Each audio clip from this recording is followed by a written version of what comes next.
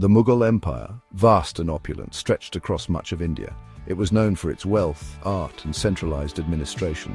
But in the Deccan, a new power was rising, the Marathas. Hailing from the rugged hills of western India, they were a hardy and independent people. Their leader, Shivaji Maharaj, challenged Mughal authority. He carved out an independent Maratha kingdom in the early 1660s. This marked the beginning of a long and bitter struggle between the Mughals and Marathas. The Mughal emperors, used to ruling with absolute power, were initially dismissive of the Maratha threat. They saw Shivaji as a local chieftain to be subdued. However, Shivaji's guerrilla warfare tactics proved highly effective against the Mughals. He used the Deccan Plateau's terrain to his advantage. His cavalry, swift and mobile, could strike Mughal forces and vanish into the hills. The Marathas were fiercely independent.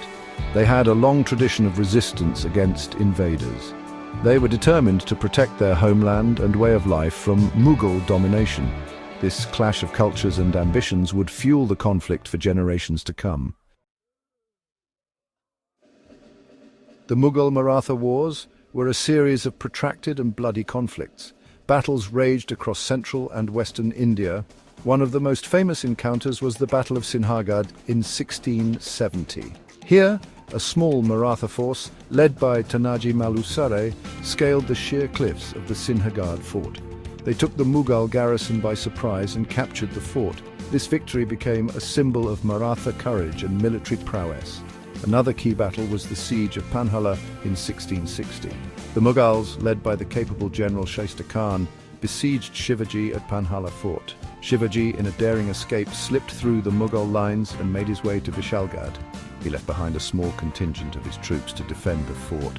This strategic retreat allowed Shivaji to live to fight another day. The Mughals, under Emperor Aurangzeb, launched massive campaigns to crush the Marathas. They deployed tens of thousands of soldiers, artillery, and even war elephants. However, the Marathas, with their knowledge of the terrain and their guerrilla tactics, proved to be a formidable foe. They would often avoid pitched battles, preferring to harass the enemy, disrupt their supply lines, and launch surprise attacks. The conflict between the Mughals and the Marathas was not simply a clash of arms, it was also a clash of cultures and religions.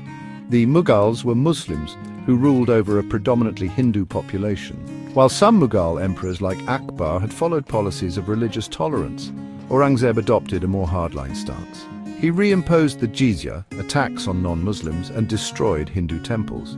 Aurangzeb's policies alienated many Hindus, including the Marathas.